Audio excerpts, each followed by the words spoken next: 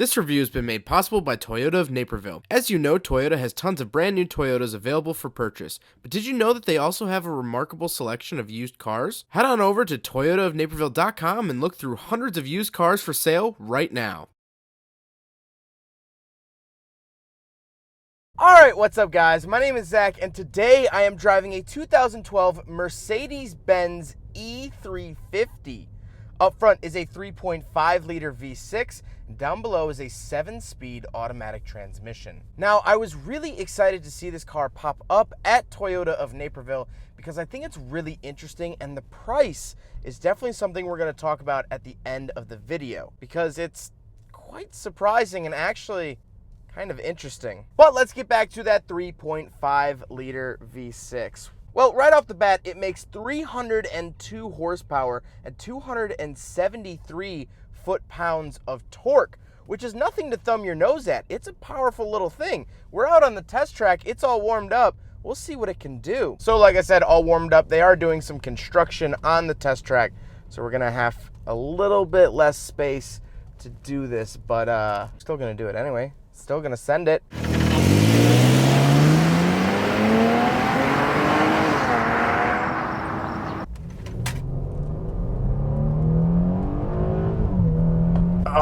Oh man, it definitely pulls. It pulls. What was weird there, I'll try it again here on the back straightaway.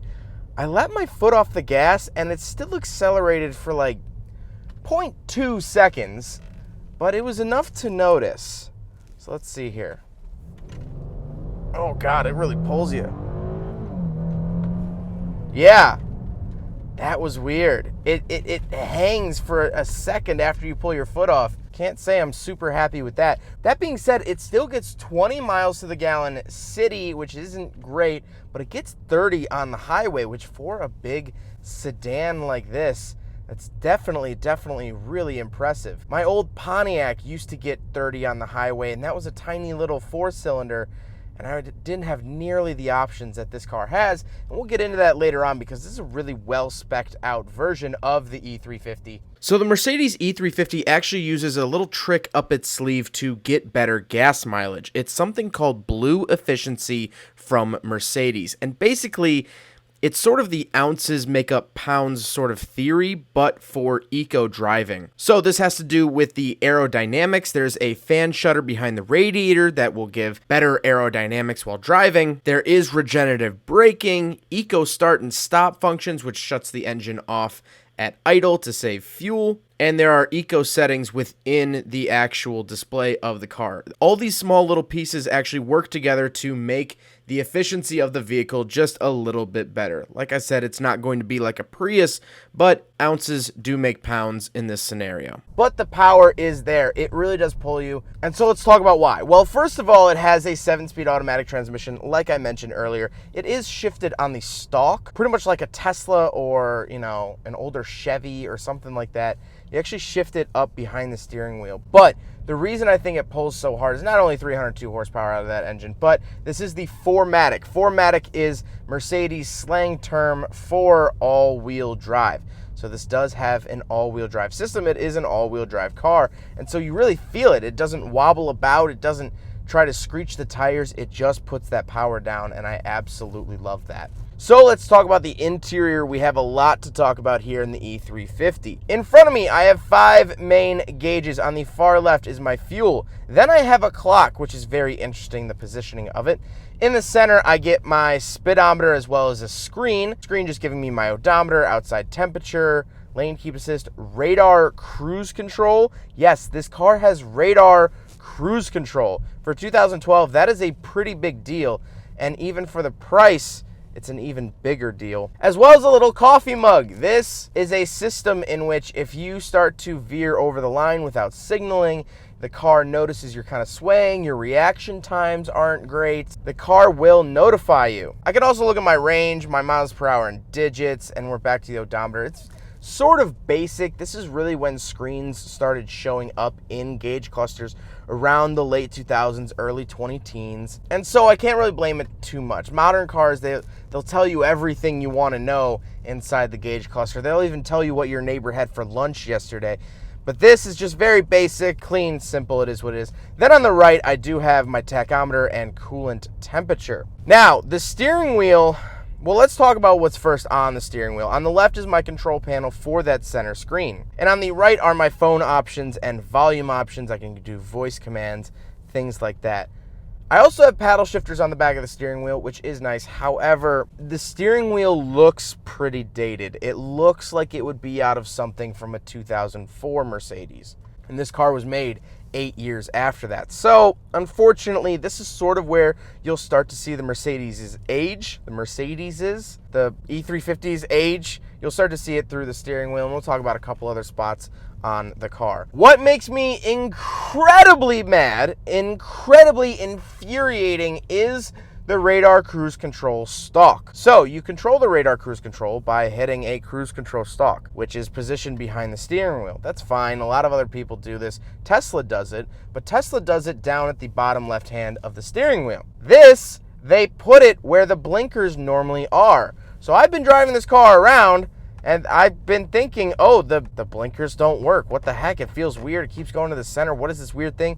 And then I look on the dash and it says Distronic Plus, and it's sensing the car in front of me, or at least trying to. There's not a current car in front of me. And the blinkers, as well as the wipers, are lower on the steering wheel. This is infuriating because I don't know about you, but I use my blinkers a lot more than I use cruise control. And so it's so natural. In every other car, I'm hitting the blinkers, but in here, I'm hitting the cruise control. It's incredibly infuriating. It's a very dumb design, and I'm glad that new modern Mercedes have moved past this. But getting off my high horse about the cruise control stalk, to the left of me, I have my parking lights, headlights, as well as my fog lights, and I do actually have a manual parking brake. Then on the door, I do have 3 different memory seat options. This is great. I absolutely love this. I have my, obviously, seat controls, and I do have lock and unlock. Unfortunately, the lock and unlock have seen better days. The buttons are slightly chipped, but this is an 8-year-old car, so keep that in mind. Then down below, of course, I have my power mirrors, power windows, power locks. This is the same control pad as the Tesla Model S. Fun fact, actually Tesla buys a lot of their stuff from Mercedes. So this little control panel you will see also in a Model S. Then we get into the center with the center infotainment screen. Again, sort of basic, sort of barbaric, but again, this is sort of the coming of age portion of screens. Now every car has a very, very clear, easy to read screen. But 8 years ago, that wasn't quite the case. But I don't get Apple CarPlay. I don't get anything crazy like that. What I can do is AM, FM, satellite radio, disc, memory card, music register, USB storage, media interface, Bluetooth, or aux. So I can get my music. I can still get my modern music. My iPhone 10 will work with this car. It doesn't have Apple CarPlay or anything like that, but it still is functional, and I like that a lot. It's basic, but it works. Now, one thing before we move on from the screen is that it uses Mercedes' sort of program called Command. How German is that? Yes, we call it Command. That was the worst accent ever. I'm so sorry, and I'm even German, so I apologize to everyone. But I just think that's so funny. It's called Command. Ah, man. And they always use caps, too. Whenever you turn the car on, it's like, don't let command distract you. Sounds like a military order. Down below that, I have 2 vents, my hazard controls, and, of course, controls for those vents. And then I have my radio controls. I actually do still have a number pad for my phone options. Radio, disc, navigation, telephone, hang up, accept call. All of that good stuff is found right there. Then we have some interesting buttons. I do have 3 different levels of heated seats. No cooled seats, but I do have heated seats. Very, very nice, and a necessity here in the Midwest. Then I do have my privacy cover, which is a little slow. Very slow. But I do have one very, very nice there. I absolutely love that. I can raise that and lower that at will. Next up is the headrest put down button, I guess you could call it. So I've been waiting all day to do this because I really only get one shot at it. Ready?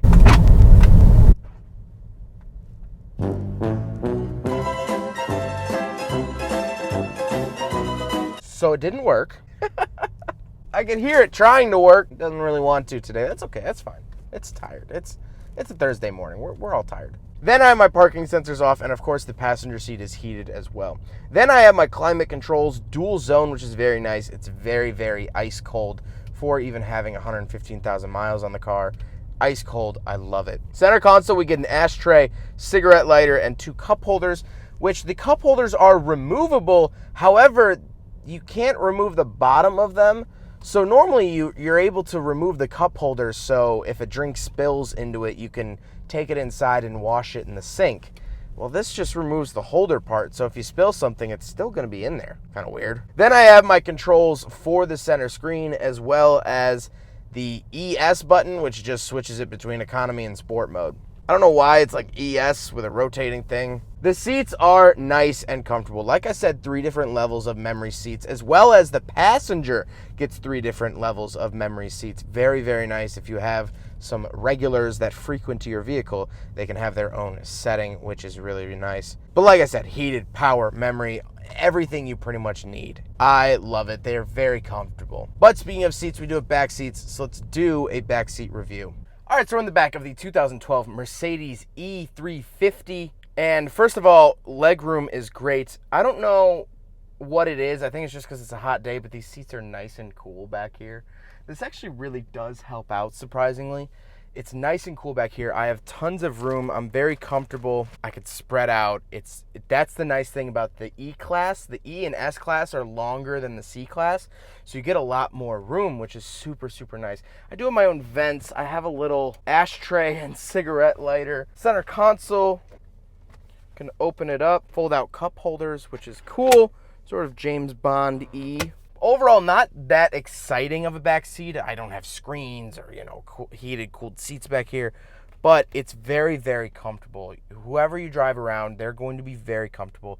They will not give you a single complaint. I mean, it's a nice, nice back seat, and I really, really like it. Now we got to talk about the looks.